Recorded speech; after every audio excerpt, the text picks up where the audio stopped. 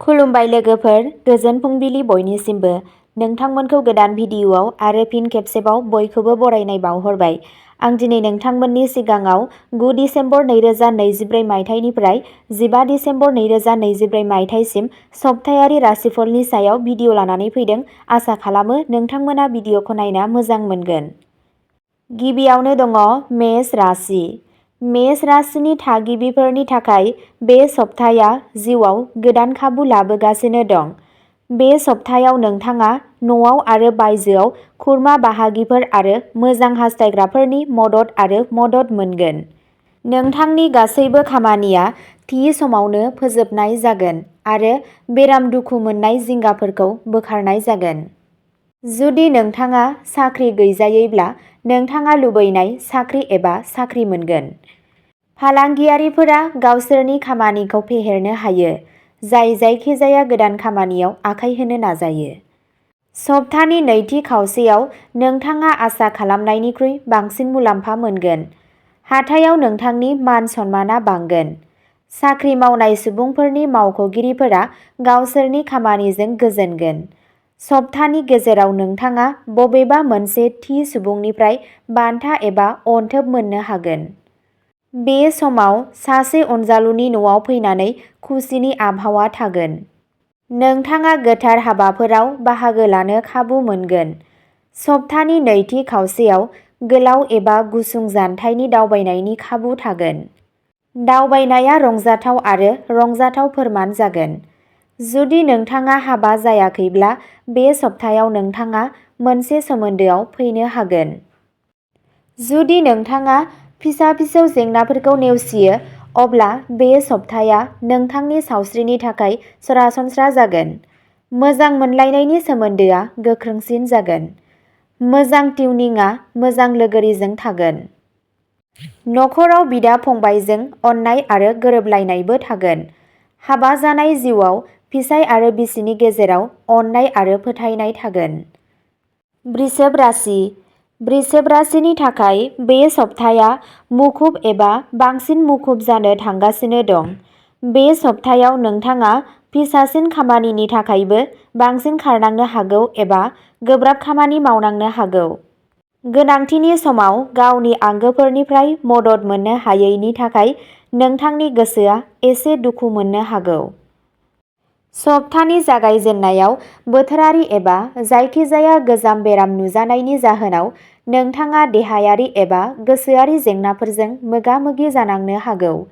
बे समाव न'खौ फाहामनाय एबा माबा मोनसे गिदिर बायनाया नोंथांनि रांबावजाखौ हेंथा होनो हागौ। बे सप्तायाव नोंथांनि खामानि मावग्रा जायगायाव नोंथांनि बेरेखाफोरजों जोबोद सांग्रां जा, नङाब्ला बिसोरो नोंथांनि खामानिखौ गाज्रि खालामनो हागौ आरो नोंथांनि सावगारिखौ खहा खालामनो हागौ।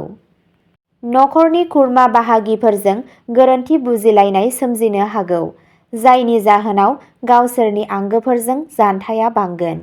सप्तानि नैथि खावसेयाव नोंथाङा नोंथांनि बिबुंथि आरो आखुनि सायाव गोबां सामलायनायनि गोनांथि जागोन, मानोना बेयो नोंथांनि सोमोन्दोल' नङा नाथाय नोंथांनि खामानिखौबो गाज्रि खालामनो हागौ। जुदि नोंथाङा आथिखालाव हा आरो बिल्डिंजों सोमोन्दो थानाय नांलायनायजों मोगा-मोगि जागासिनो दं, अब्ला गोनो गोथोआव बेजों सोमोन्दो थानाय जेबो थिरांथा दाला आरो बेखौ फरायाजासे जेबो लेखा बिलाइयाव सागान दाहो। बे सप्तायाव थामथि सुबुंनि नाङै आखाय होनायनि जाहोनाव नोंथांनि मोजां मोनलायनाय जिउआव जेंनाफोर सोमजिनो हागौ। गोसोआ बिसि-फिसायनि सावस्रिखौ लानानै जिंगा सिगोन। मिथुन राशि। गोख्रै खालामनाया सैताननि हाबा। मिथुन राशिनि थागिबिफोर। बे सप्तायाव नोंथाङा बेखौ जोथोन लानांगोन। बे सप्तायाव गोनो गोथो एबा हाखु-दाखु जेबो खामानि दाखालाम, नङाब्ला नोंथाङा मुलाम्फानि सोलायै गोबां खहाजों मोगा-मोगि जानांनो हागौ। रावनिबो गोहोमाव जेबो गिदिर आगान दाला आरो जायखिजाया लेखा बिलाइयाव साननानै सागान हो। बे सप्तायाव खामानि मावग्रा आइजोफोरा खामानि मावग्रा आरो नखरनि गेजेराव गोरोबलायनायाव माखासे जेंनाजों मोगा-मोगि जानो हागौ। सप्तानि गेजेराव देहायारि सुबिदाफोरजों सोमोन्दो गोनां जिनिसफोर बायनाया नोंथांनि रां बावजाखौ जेंना खालामनो हागौ। बबेखानि बे समावनो गुबुन गुबुन फुंखाफोरनिफ्राय रां फैनायाबो थागोन, नाथाय खरसाया आयनिफ्राय बांसिन जागोन। बे समाव लोगोफोर एबा नखरनि सोद्रोमाफोरजों हरखाबै मोनसे दावबायारि पिकनिक हाबाफारि बानायनो हायो। धोरोमारि गोथार खामानिखौ न'आवनो खालामनाय जागोन। जुदि नोंथाङा दासिम हारसिंमोनब्ला, अब्ला नोंथांनि जुलिया थि जानो हागौ एबा सोरबा मोजां मोनजाग्राया नोंथांनि जिउआव हाबनो हागौ। बे समावनो सिगांनिफ्रायनो सोलिबाय थानाय मोजां मोनलायनायनि सोमोन्दोआ गोख्रोंसिन जागोन। नोंथाङा नोंथांनि मोजां लोगोरिनिफ्राय माखासे मोजां खौरां मोन्नो हागोन। नखरनि सोद्रोमाफोरा नोंथांनि मोजां मोनलायनायनि सोमोन्दोखौ गनायना लानो हायो। फालांगियारि सुबुंफोरा सप्तानि नैथि खावसेयाव मोनसे गोदान हाबा मावथांखियाव खामानि मावनो हागोन। बे समा बाहागोआरि महरै खामानि मावग्रा सुबुंफोरनि थाखाय जोबोद मोजां जागोन। रां मोनगोन, बुथुमनाय धोनआ बांगोन। कर्क राशि। कर्क राशिनि थागिबिफोरा बे सप्तायाव गावसोरनि आदार, नेमखान्थि, सावस्रि आरो सोमोन्दोखौ जोबोद जोथोन लानांगोन। सप्तानि जागायजेन्नायाव उदैजों सोमोन्दो थानाय जायखिजाया बेराम एबा जेंनाया नोंथांनि जेंनानि जाहोन जानो हागौ। बे समाव मोनसे गोजाम बेराम नुजाथिनो हागौ, जायनि जाहोनाव नोंथांनि खामानिया गोहोम खोख्लैनो हागौ। जुदि नोंथाङा सावस्रिजों सोमोन्दो थानाय जायखिजाया जेंनाखौ नेवसियो, अब्ला नोंथाङा देहा फाहामसालियाव गिदिंनो गोनां जानो हागौ। सप्तानि गिबि खावसेया खालि सावस्रिनि नोजोरजोंल' नङा, नाथाय सोमोन्दोनि नोजोरजोंबो मोजां नङा। बे समाव सोरबा आंगोजों बाथ्रा दान्थेलायनाय जानो हागौ, जायनि जाहोनाव नोंथांनि गोसोआ एसे दुखु मोनगोन। खामानि मावथायाव सिनियर आरो जुनियरफोरनिफ्रायबो जेबो हेफाजाब मोन्नाय नङा। जुदि नोंथाङा मासि जौगानाय एबा साख्रियाव सोलायनो नाजादों, अब्ला नोंथाङा बेनि थाखाय गोबाव सम नेनांगोन। बे सप्ताया कमिसन आरो रादाय खानायाव खामानि मावग्राफोरनि थाखाय जुजिनो गोनां जानो थांगासिनो दं। थांखिखौ समाव फोजोबनो थाखाय नोंथाङा उफ्रा खस्थ' आरो नाजानांगोन। सप्तानि नैथि खावसेया दैथायहरनाय लाबोनायजों सोमोन्दो गोनां सुबुंफोरनि थाखाय मोजां जानो थांगासिनो दं। बे समाव बिसोरो मोनसे गिदिर रादाय खानाय मोननो हागौ। बे समाव गथ'फोरजों सोमोन्दो थानाय जायखिजाया जिंगाया नोंथांनि जेंनाफोरनि जाहोन जागोन। मोजां मोनलायनायनि सोमोन्दोआव माखासे हेंथाफोर थानो हागौ। मोजां मोनलायनाय लोगोरिजों माबा मोनसे बाथ्रायाव गोरोन्थि बुजिलायनाय सोमजिनो हागौ। हाबा जानाय सुबुंफोरहा बिहाव-बिखुनजोजों गोरोबलायै थानो हागौ। सिंह राशि। बे सप्ताया सिंह राशिनि सुबुंफोरनि थाखाय मोजां खाफाल। सप्तानि जागायजेन्नायनिफ्राय नोंथाङा मोजां फिथाइ मोनगोन। केरियार फालांगियाव हास्थायनाय दावगानाय फैगोन। दावगानायनि खाबुफोर थागोन। साख्रि मावग्रा सुबुंफोरनि थाखाय आयनि उफ्रा फुंखा थागोन। सासे लोगो एबा सासे गोहोम गोनां सुबुंनि हेफाजाबजों नोंथाङा मोनसे मुलाम्फा गोनां बिथांखियाव हाबनो खाबु मोनगोन। फालांगियाव फेहेरनायनि बिथांखिखौ जाफुंसारनाय नुनो मोनगोन। बे सप्ताया बैसोर सुबुंफोरनि थाखाय जोबोद मोजां जागोन जाय लिरनाय एबा बिजिरसं खालामो। नोंथांनि हाबाखौ खामानि मावग्रा जायगायाव एबा जायखिजाया फरामाव बाख्नायनो हायो। फालांगिजों सोमोन्दो लाखिनानै दावबायनाया रंजाथाव आरो मुलाम्फा गोनां फोरमान जागोन। सप्तानि गेजेराव नोंथाङा हरखाबै बबेनिफ्रायबा रां मोनगोन। हा आरो बिल्डिंजों सोमोन्दो गोनां लेनदेनफोराव मुलाम्फा जागोन। आजै-आजौनि सम्फथिखौ आरजिनायनि खाबु थागोन। रां आरो सम्फथिजों लोगोसे सोरबा आंगोनिफ्राय अनथोब एबा जर'खा मान मोननायाबो जाथावना। जुदि नोंथांनि जायखिजाया नालिसआ बिजिरसालियाव सोलिगासिनो दं, अब्ला थिरांथाया नोंथांनि फारसे फैनो हागौ एबा नोंथांनि बेरेखाफोरा गोरोबलायनाय जासिनो हागौ। मोजां मोनलायनायनि सोमोन्दोनि बेलायाव बे सप्ताया नोंथांनि थाखाय आबुङै साबजाथाव। गावनि मोजां मोनलायनाय लोगोरिजों गोजोनै सम बारहोनो खाबु मोनगोन। नोंथाङा नोंथांनि मोजां मोनलायनाय लोगोरिखौ गोहोम खोख्लैनो हागोन। जायफोरा दासिमबो मोनसेल' जिउ खुंगासिनो दंमोन बिसोरनि जिउआ सासे जुनिया सुबुं थानो हागौ। लोगोआ मोनसे मोजां मोनलायनायाव सोलायनो हागौ। कन्या राशि। कन्या राशिनि सुबुंफोरनि सानथांखि खालामनाय खामानिया माखासे हेंथा आरो हेंथाफोरनि उनाव बे सप्तायाव आबुं जागोन। नोंथांनि आन्दोनि सुथुरफोरा खामानिनि जायगायाव सांग्रां जागोन, नाथाय बिसोरो नोंथांनि खामानिखौ गाज्रि खालामनो हानाय नङा, जुदि बिसोरो लुबैयोब्लाबो। नोंथाङा नोंथांनि सिनियर आरो जुनियर सानैनिबो मदद मोनगोन, जायनि मददजों नोंथाङा गासैबो रोखोमनि हेंथा आरो जेंनाफोरखौ गोरलैयै बारग'नो हागोन।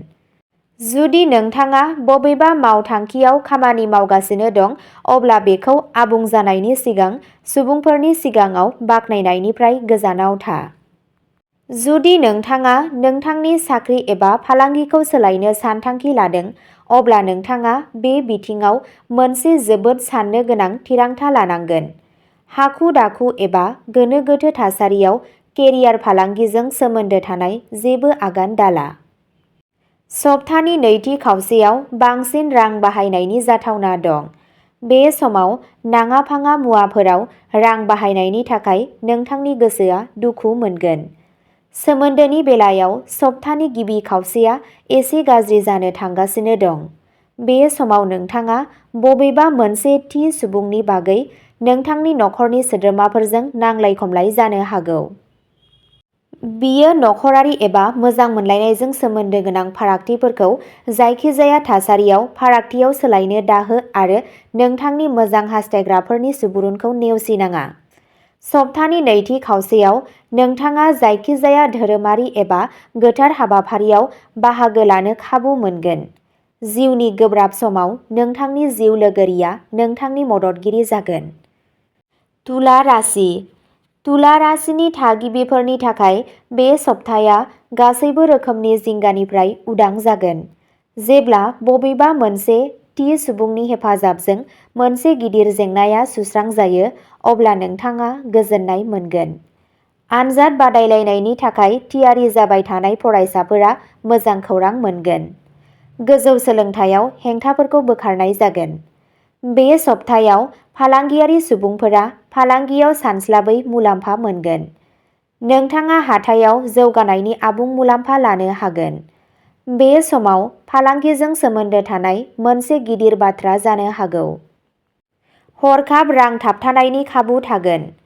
खामानि मावनायनि थासारिया नोंथांनि थाखाय मोजां जागोन। सिनियर आरो जुनियर सानैबो नोंथांनि फारसे अननाय गोनां जागोन। जुदि नोंथाङा फिसा-फिसौ जेंनाफोरखौ नेवसियो, अब्ला सावस्रियाबो सरासनस्रा जागोन। बबेखानि न'आव सासे बैसो जानाय सुबुंनि सावस्रिया साननांगौ आयदा जानो हागौ। जुदि नोंथाङा थांनाय माखासे सानफोरनिफ्राय गुबुन हादोराव गावनि जिउ राहा एबा फालांगि फसंनो नाजागासिनो दंमोन, अब्ला बे सप्तानि नैथि खावसेसिम नोंथाङा बेजों सोमोन्दो थानाय माखासे मोजां खौरां खोनानो हागौ। गुबुन हादोर दावबायनायाबो जाथावना जानो हागौ। बे समाव गोबाव समसिम सासे आंगोखौ लोगो मोननाया जाथावना। बे सप्ताया खामानि मावग्रा आइजोफोरनि थाखाय मोजां खाफाल। बिसोरनि सनमानआ खामानि मावनाय जायगायाव आरो न'आव बांगोन। मोजां मोनलायनायनि सोमोन्दोआ गोख्रोंसिन जागोन। नोंथाङा नोंथांनि मोजां मोनलायनाय लोगोरिजों मोनसे गोजोनथाव सम बारहोनो खाबु मोनगोन। हाबा जानाय जिउआ खुसि थागोन। वृश्चिक राशि। बे सप्ताया वृश्चिकनि थागिबिफोरनि थाखाय एसे जौगानाय गाहाय जानो हागौ। जुदि नोंथाङा फालांगिजों लोब्बा दं, अब्ला जायखिजाया गोरोबथा खालामनाय समाव जोबोद सांग्रां जा एबा गिदिर बाथ्रा बुं, नङाब्ला नोंथाङा मुलाम्फानि सोलायै खहाजों मोगा-मोगि जानांनो हागौ। बे सप्तायाव हाथायाव नोंथांनि फोथायजाथावखौ लाखिनो थाखाय नोंथाङा नोंथांनि बादायगिरिनिफ्राय गोब्राब बादायलायनायजों मोगा-मोगि जानांनो हागौ। जुदि नोंथाङा बाहागोदारिजों फालांगि खालामो, अब्ला सोरखौबा मेगन खाना फोथायनायनिफ्राय गोजानाव था। सप्तानि जागायजेननायाव खामानिजों सोमोन्दो लाखिनानै गोलाव एबा गुसुं जानथाय दावबायनायनि खाबु थागोन। दावबायनाया मेंनाय गोनां जागोन आरो आसा खालामनायनिख्रुइ बाङाइ फिथाइ होगोन। आनजाद बादायलायनायनि थाखाय थियारि जाबाय थानाय फरायसाफोरा अलसियाखौ नागारनांगोन आरो हास्थायनाय जाफुंसार जानो थाखाय गोब्राब नाजानांगोन। साख्रि मावग्रा सुबुंफोरनि थाखाय बे सप्तायाव खामानिनि जायगायाव जेथो नांस्लायस्लाय मानसिफोरनि बाथ्राफोरखौ नेवसिनाया साबसिन जागोन। नङाब्ला नोंथाङा नोंथांनि थांखिनिफ्राय दोरोदनो हागौ आरो नाङै नांलायनायफोराव जेथो नांनो हागौ। सप्तानि गेजेराव हा आरो बिल्डिंजों सोमोन्दो थानाय नांलायनायफोरा नोंथांनि थाखाय मोनसे गिदिर जिंगानि जाहोन जानो हागौ। नालिसखौ फोजोबनो थाखाय नोंथाङा बिजिरसालिनि राउन्ड खालामनोबो गोनां जानो हागौ। मोजां मोनलायनाय सोमोन्दोआव साननो गोनां आगानफोर सिगां लां आरो गावनि सोमोन्दोखौ साबसिन खालामनो थाखाय मोजां मोनलायनाय लोगोरिनि मोनदांथिफोर आरो नारसिननायफोरखौ आबुङै जोथोन ला। जिउ लोगोरिजों सोमोन्दोआ गोरोबनाय थागोन। सप्तानि नैथि खावसेयाव नोंथाङा नखरजों गोजोनै सम बारहोनो खाबु मोनगोन। धनु राशि बे सप्ताया धनु राशिनि थागिबिफोरनि थाखाय एसे जुजिनो गोनां जानो थांगासिनो दं। जुदि नोंथाङा सासे खामानि मावग्रा सुबुं, अब्ला बे सप्तायाव हरखाबै नोंथांनि खर'आव खामानिनि उफ्रा बजा जानो हागौ। नोंथाङा बे आयदायाव नोंथांनि लोगोफोर आरो बैसोगोराफोरनिफ्रायबो बाङाइ मदद मोनगोन, जायनि जाहोनाव नोंनि गोसोआ एसे दुखु मोनगोन।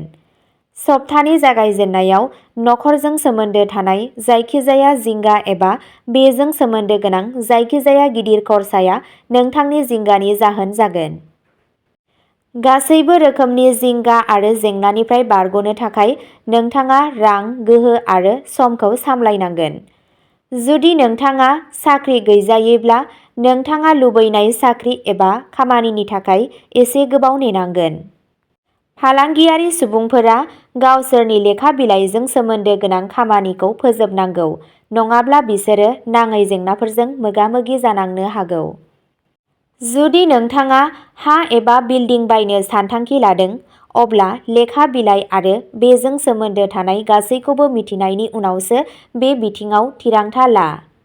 जुदि आगानसे उनथिं आजै-आजौनि सम्फथिजों सोमोन्दो थानाय नांलायनायखौ सुस्रांनाय नुयो, अब्ला बेबादि खालामनायाव गोबाव दाखालाम। मोजां हास्थायग्राफोर आरो बाहागिफोरनि सुबुरुनखौ मान हो। बे सप्तायाव सांग्रांथिजों गारि सालाय, नङाब्ला दुखु मोननायनि जाथावना दं। मोजां मोनलायनायाव जायखिजाया रोखोमनि हाखु-दाखु एबा हाखु-दाखु खालामनायनिफ्राय गोजानाव था, नङाब्ला थासारिफोराबो गाज्रिसिन जानो हागौ। नोंथांनि जिउ लोगोरिनि सावस्रिया साननांगौ आयदा जानानै थागोन। मकर राशि बे सप्ताया मकर राशिनि सुबुंफोरनि थाखाय मोजां खाफाल। जुदि नोंथाङा माखासे समनि थाखाय ट्रेन्सफार एबा पस्टखौ हास्थायनाय जायगायाव दैथायहरनो नाजागासिनो दं, अब्ला बे सप्तायाव नोंथांनि लुबैनाया जाफुंनो हागोन। सप्तानि जागायजेन्नायाव नोंथाङा बे बिथिङाव मोजां खौरां मोन्नो हागोन।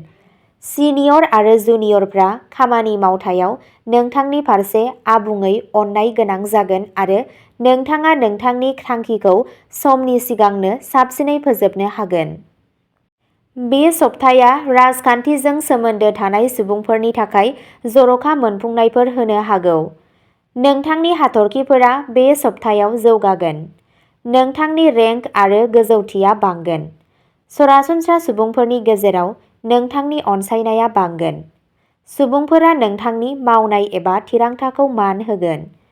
फालांगियाव सानस्लाबै मुलाम्फा जागोन आरो हाथायाव नोंथांनि फोथायजाथावनाया बांगोन। सावस्रिनि बिथिङाव बे सप्ताया नोंनि थाखाय आबुङै मोजां। नोंथांनि देहाया सावस्रिगोनां जागोन आरो नोंथांनि गोसोआ खुसि जागोन। सप्तानि गेजेराव नोंथाङा सोरबा मोजां मोनजाग्रानिफ्राय मोनसे सोमोनांथाव अनथोब मोन्नो हागोन। खुसिया बांगोन। न'आव गोबां नेनाय माबा मोनसे फैनायनि जाहोनाव खुसिनि आबहावा थागोन। आनजादनि थाखाय थियारि खालामनाय फरायसाफोर आरो गोजौ सोलोंथायनि थाखाय नाजाग्राफोरा सप्तानि उननि खावसेयाव माखासे मोजां खौरां मोननो हागौ। कुम्भ राशि बे सप्ताया सिगांनि सप्तानिख्रुइ कुम्भ राशिनि थाखाय बांसिन मोजां जागोन आरो बिसोरनि सानथांखि खालामनाय खामानिखौ थि समावनो फोजोबनाय नुनो मोनगोन। सप्तानि जागायजेन्नायनिफ्राय नोंथाङा नोंथांनि खामानियाव सुबुंफोरनि मदद आरो मदद मोनगोन। सिनियरफ्रा खामानिनि जायगायाव नोंथांनि फारसे अननाय गोनां जागोन। सप्तानि जागायजेन्नायाव खामानिजों सोमोन्दो लाखिनानै हरखाबै गोलाव एबा गुसुं जानथायनि दावबायनायनि खाबु थागोन। दावबायनाया रंजाथाव आरो मुलाम्फा गोनां फोरमान जागोन। जुदि नोंथाङा माखासे समनि थाखाय जायखिजाया बेराम एबा दुखुजों जुजिगासिनो दंमोन, अब्ला बे सप्तायाव बेयो गोमालांगोन। सासे गोहोम गोनां सुबुंनि हेफाजाबजों नोंथाङा नोंथांनि सुथुरफोर आरो बेरेखाफोरखौ देरहानो हागोन। बिजिरसालियाव सोलिबाय थानाय मामलायाव थिरांथाया नोंथांनि फारसे फैनो हागौ। सप्तानि गेजेराव नोंथाङा हरखाबै बबेनिफ्रायबा रां मोननो हागौ। जुदि नोंथाङा सिगांनि समाव बबेबा मोनसे बिथांखियाव रां थिसनदोंमोनब्ला, अब्ला नोंथाङा बेनि गेजेरजों मुलाम्फा मोनगोन। साख्रि मावग्रा सुबुंफोरनि थाखाय उफ्रा आयनि फुंखा थागोन। फालांगियारि सुबुंफोरा हाथायाव थाबथानाय रां मोनगोन आरो बिसोरो जेसेबां आखाइ होगोन बेयाव गोबां मुलाम्फा जागोन। गासै आयनि फुंखाफोरा अरायसम बांलांबाय थागोन। जुदि नोंथाङा सोरनिबा सिगाङाव मोजां मोननायखौ फोरमायनो सानगासिनो दंमोन, अब्ला बे सप्तायाव नाजानायनि बाथ्रा जानो हागौ। एखे समावनो सिगांनिफ्रायनो सोलिबाय थानाय सोमोन्दोआव गावजों गाव अनलायनाय आरो फोथायनाया बांगोन। हाबा जानाय जिउआ खुसि थागोन। सप्तानि नैथि खावसेयाव गथ'फोरजों सोमोन्दो थानाय जायखिजाया गिदिर जेंनाफोरखौ बोखारनायनि जाहोनाव नोंथाङा गोजोन मोनगोन। मीन राशि।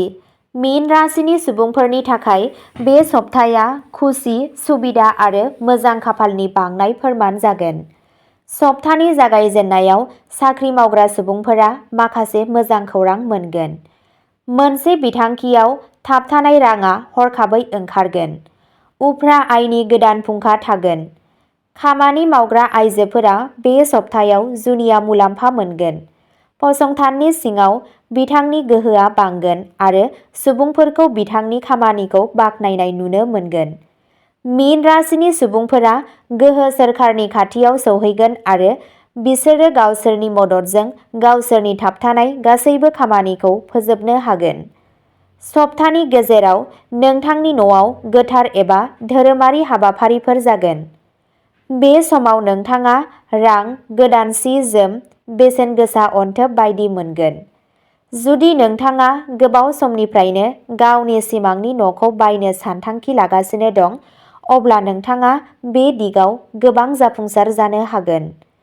नोंथाङा न'नि साजायनाय एबा सुबिदाफोरजों सोमोन्दो गोनां बेसादफोराव गोबां बिबांनि रां बाहायनो हायो।